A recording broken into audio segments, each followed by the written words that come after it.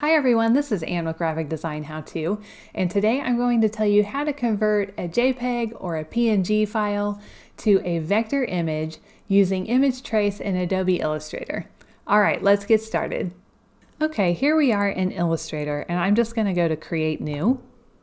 I'm going to come over here to the Print presets and choose Letter. It doesn't really matter what you choose, you can always change it later. So we'll come down here and hit Create.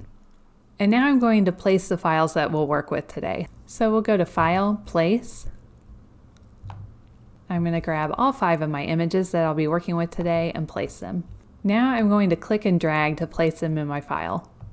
I found all these images online just through Google search, and I will say that most Google search images are protected, so you cannot use them in your own work, but it's totally fine to practice with them.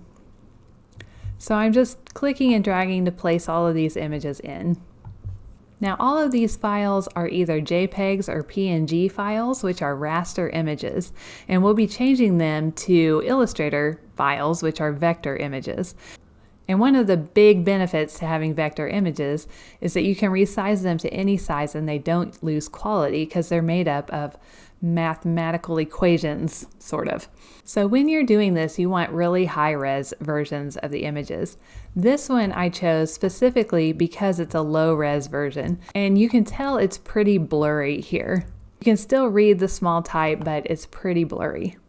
All the other images are pretty high-res, and I think we'll be fine with them, but I wanted to show you an example of what happens when you use a low-res image. Okay, so I'm going to hide all of the images that we're not going to be working with at first. Command 3 to hide those, and I'll click and drag this one up so we can see what's going on with it. Now this is just a black and white image, or black and very light gray, has a lot of contrast. To turn this image into a vector, you'll click on it and then you can come right up here to Image Trace. If you don't have this bar, you can go to Window and Control and make sure it's checked, and it should show up right up here at the top.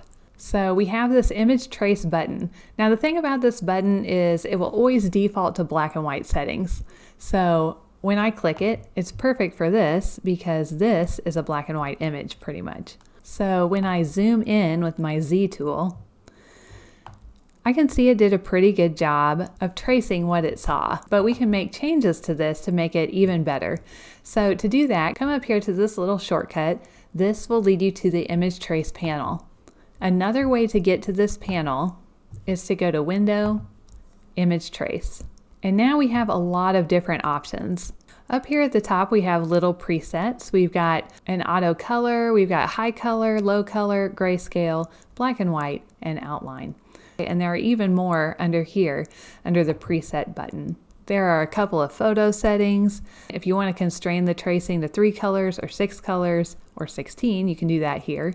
You can do shades of gray, a black and white logo, a sketch, and you can go through these one by one to see how they look with your image.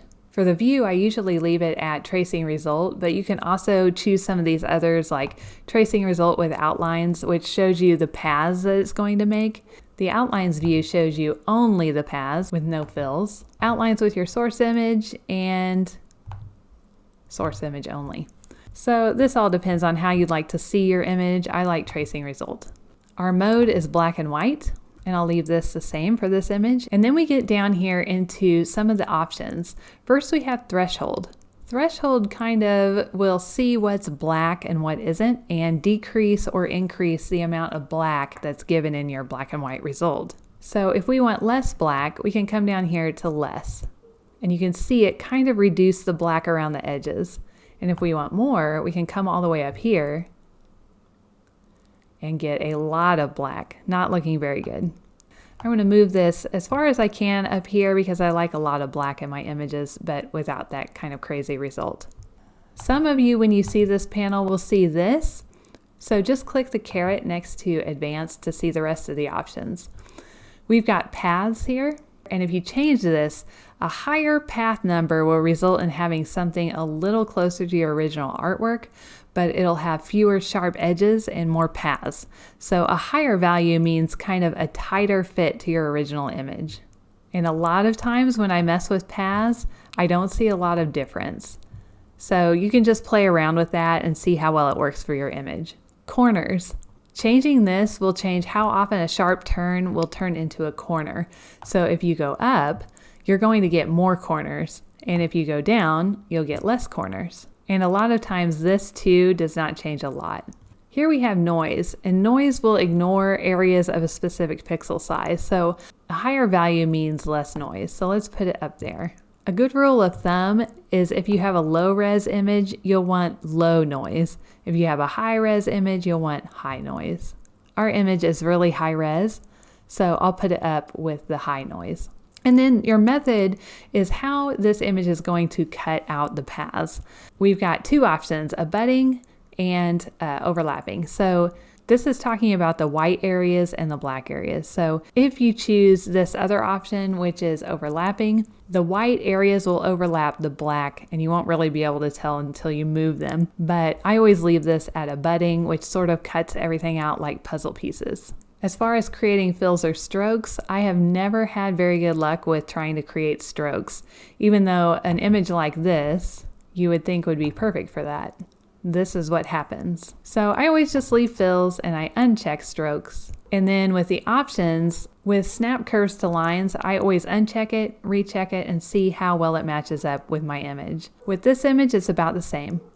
And then finally, we've got ignore white. This will get rid of all the white you see and you'll just have black outlines. I don't want to do this on this image because when we expand this, I want to be able to change the colors. So I'm going to leave that unchecked. And now all we have to do is expand. And now when we hit Command Y, we can see we have a ton of little points and paths all through here that Illustrator created from this artwork. I'm going to hit Command Y again, and this is just back to our normal view. Now I'm going to hit my A tool and select the white out here and delete it. And now I've got these white pieces that I can click on with my A tool and color. So if I come down here to my fill and double click, and we choose a red color, and I say OK, this actually will change it to gray. And this happens a lot with image tracing results. It actually takes your entire image and changes it to grayscale. So I'm going to undo. I'm going to use my group selection tool to click on the edge of a black piece, and then go to select, same, fill color. And now we have all of the black in the image. I'll come up here to color and go to RGB. And now I'll do the same with the white. I'll select it. I'll go to select, same, fill color. And we'll also change that to RGB. Now you would think you could do this all at once, but for some reason it was changing my entire graphic to white. I had to do them individually. But anyway, I'm going to change all of these pieces to red now. Now we've got this in here and we do not want that. So I'm going to just click in here and delete both of those. And I'll use my group selection tool to choose all of the leaf colors and change those to green. And this type of recoloring will only work if the areas are completely enclosed. So the stem cannot be colored this way. We would have to make some changes to color that stem correctly. So I'm just going to go ahead and do that. I'm going to click right on the edge of this. I'm going to copy it and then paste in front. I want the stem to be its own piece, so I'm going to start right here with my pencil tool, come around here, and then end up going that same way on the inside. So now I've just made a fill, and then I'll use my eyedropper tool by hitting I and clicking on the green. So all I really did was just make a shape using the shape that already existed, if that makes sense. So that's how you can use a black and white image and recolor it. Now I'm going to unhide with Option Command 3 or Alt Control 3 on a PC. Now we'll work on this image. I'll click on it, and now all my image trace options are available. And this time we'll use the preset High Fidelity Photo. Depending on your computer, this could take a moment because it is going to make a whole lot of paths. And it looks like it did a really great job, but when we get really close up, you can see all the tons of different colors and paths that Illustrator has created. So I don't really need to mess with any of these other options. It looks great to me. Now I can just expand. And look at all those points. So that's one issue with using high-res photos and creating vectors out of them. They do cause some pretty big files, which can slow your system down. Anyway, that's all we need to know about that one. Next we have this little fox guy. He actually started out as a vector and was saved probably as a PNG or JPEG file. This time I'm going to use a different preset. We'll try 16 colors. And it is nearly perfect. Okay, now we'll expand. I'm going to hit Command E, which is the same thing as going to expand here. I'll say OK. I'll hit my A tool and click the green and just delete it. Sometimes when you do an image trace, it leaves some paths around the edge. I'm going to grab my G tool, which is my group selection tool, draw a box around that area and just delete it. Now when I hit Command Y, we can see if there's any other points and stuff up there, and there's not. All right, here's my little fox. If we get really close and zoom in, we can see he's got a little bit of an issue right here, but Image Trace really did a great job with him. This would be perfect if your client only had this image, they owned it and they wanted to change the background color or something like this, or put it on a billboard. Next we have a logo and some text. I'm just going to do the regular black and white image trace on this. And it looks pretty good. I'm going to come down here and do ignore white because I don't want any of the white to be part of the image. And then we'll expand that. All right. When tracing text, a lot of times Illustrator doesn't do the best job in making it very smooth. So you can always use your G tool, group selection, to come in here, click on the edge and then hit N, which is your pencil tool, and hold Option and just go over those paths and smooth them out a little bit. But it really does do a pretty good job if you have a high-res image. Maybe we don't want the crown anymore, so I'll use my group selection tool to just draw a box around that and delete it. And then finally, sometimes a client will give you their logo and they manage to lose the original files and all they have is a low-res logo. And you think, oh, I can just use Image Trace to make this a vector.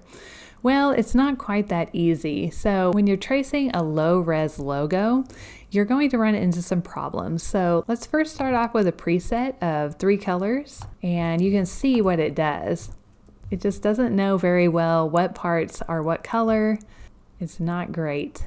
And no matter how big this gets, it's still going to be blurry, and Image Trace is not going to be able to work with it. So unfortunately, you're going to have to redraw this with the pen tool. In my first graphics job, I fixed so many logos like this.